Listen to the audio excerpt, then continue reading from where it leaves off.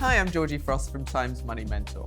And did you know we're 5 times more likely to prioritise our physical health over our financial health, with a fifth of us having no idea how much we're paying into our pensions?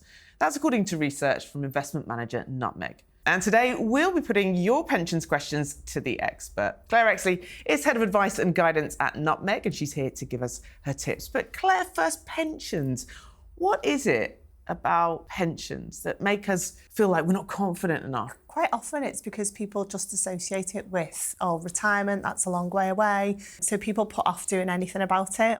I guess a lot of people think that there's so many pressures on their finances now that, that's in years. It'll probably be a smaller change you need to make the earlier you start. So it's well worth thinking about. This is Sam Cryer. Now, she's from Manchester, a 35-year-old mum of 2 and a former teacher, but she's recently taken the decision to become self-employed, running a business support community and training platform for antenatal instructors. For 12 years, I had a pension with my teaching job with the teacher's pension scheme that I didn't really ever have to think about. But now I'm self-employed and I know I need to get my act together and sort out a pension. I'm weighing up my options. But every time I look at it, it's so complicated and there's so much jargon to understand.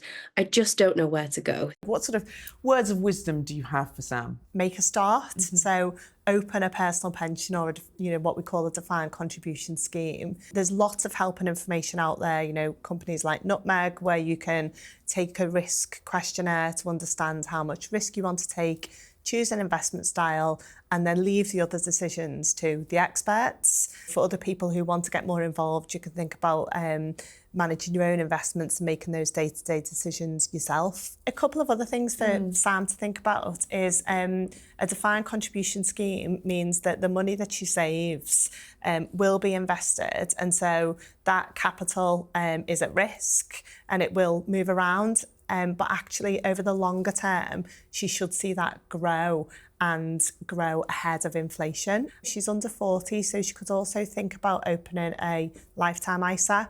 And that's where you get a £4,000 allowance from your £20,000 ISA allowance.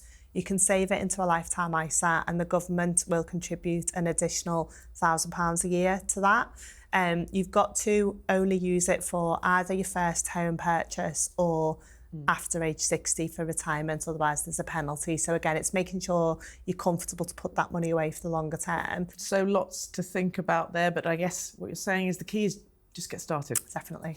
All right, let's move on to our second reader. This is Andrew Ashby from Cardiff. He's dad to 3 secondary school-aged children, and after years in corporate sales, he's going it alone with his own consultancy. My question really relates to the next 10 years of my career and really how I should prioritise setting up a pension in my own company. Depending on his setup of his own business, he could make personal pension contributions, but also employer pension contributions, and that can help from a tax perspective.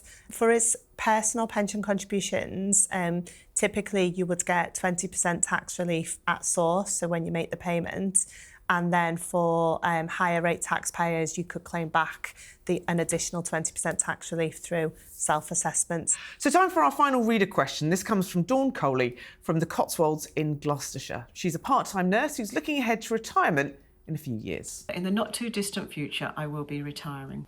So my question to you is, what should I be thinking about now whilst I'm still working? So what should Dawn do in her situation? A good place to start can be the retirement living standards, which can give you an idea of the type of income you would need dependent on the type of lifestyle you want to lead. She could think about getting some financial guidance, which you can often get for free from companies like Nutmeg or government services like PensionWise, so that she can see, is her income in retirement going to last, and will it enable her to do all the things she wants to do? She can think about if she's got other pensions dotted around, is it worth bringing those together in some way? And it is also worth considering looking into whether she's got the full state pension entitlement, and if not, you can make some additional class 3 national insurance contributions to boost that state pension. Well, there you have it. If you want to find out more about anything that Claire's been talking about, go to Times Money Mentor's website, where we have lots and lots of articles on this very subject. But Claire, thank you so much. Thanks, Georgie.